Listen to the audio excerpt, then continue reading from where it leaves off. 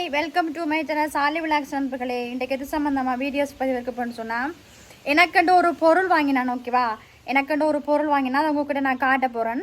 அதுக்கு முன்னுக்கு யாராவது என் சேனலுக்கு புதுசாக வந்தீங்கன்னா சப்ஸ்கிரைப் பண்ணி சப்போர்ட் பண்ணுங்கள். பாங் வீடியோஸுக்குள்ளே போகலாம்.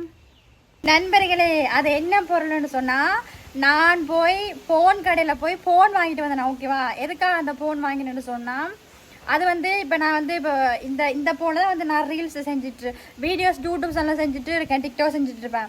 இப்போ ஏதாவது வந்து எனக்கு ஏதாவது ஒரு அவசர கோளுக்கோ இல்லை வந்து ஏதாவது ரீல்ஸ் பண்ணணுமோ, இந்த ஃபோனை வச்சு பண்ணல தானே, ஏதாவது ரீல்ஸ் பண்ணணுமோ ஒரு அவசரத்துக்கோ அந்த ஃபோன் வாங்கினேன். ஓகேவா, அந்த ஃபோனோட விலையும் அந்த ஃபோன் என்ன ஃபோன் உங்களுக்கு காட்டுறேன். ஓகே,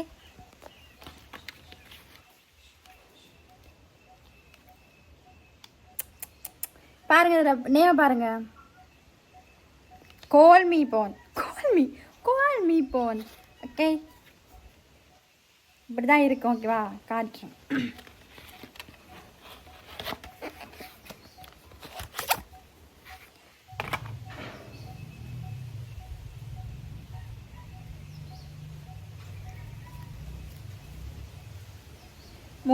மூன்று கேமரா கண்ணாடி. ஓகேவா, 3 கேமரா கண்ணாடி. ஓகே,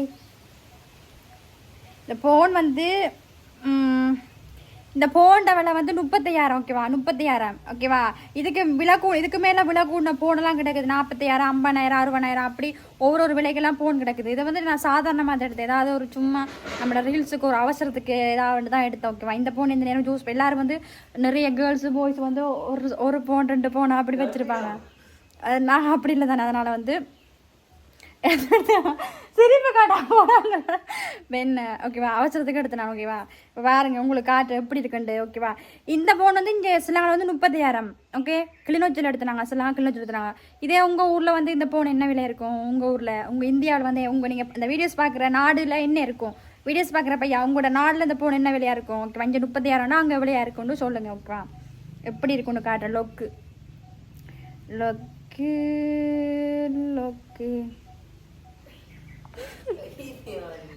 போடாது.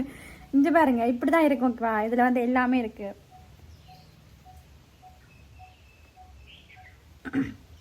இப்படிதான் இருக்கும். ஓகே, நம்மட ஸ்ரீலங்கா இது வந்து ஆப்ல இருந்து எல்லாமே இப்படிதான் இருக்கும். ஓகேவா, வாட்ஸ்அப் பாருங்க, இந்த பாருங்க வாட்ஸ்அப் இப்படிதான். அந்த கீழே வாட்ஸ்அப் இருக்கு பாருங்க, பச்சை கலர் வாட்ஸ்அப் இப்படிதான் இருக்கும். ஓகே, வந்து யூடியூப் அதில் வந்து எப்படி இந்த கால்குலேட் எல்லாமே அப்படிதான் இருக்கும். ஓகே, டிக்டாக்,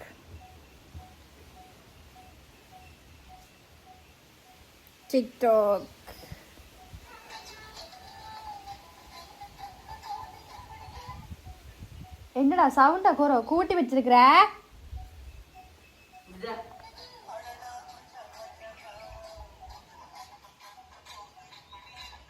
சவுண்டா குறைச்சா இருக்கா?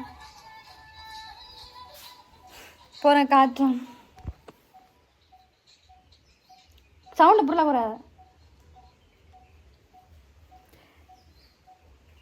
இப்படிதான் இருக்கு. ஓகே,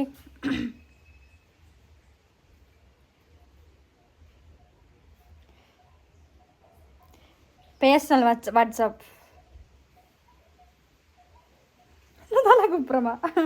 தலை கூப்புறமா தெரியுதெல்லாம். ஓகேவா, இந்த பாருங்க, இதில் ஒருத்தருமே கிடையாது, சும்மா. ஓகே,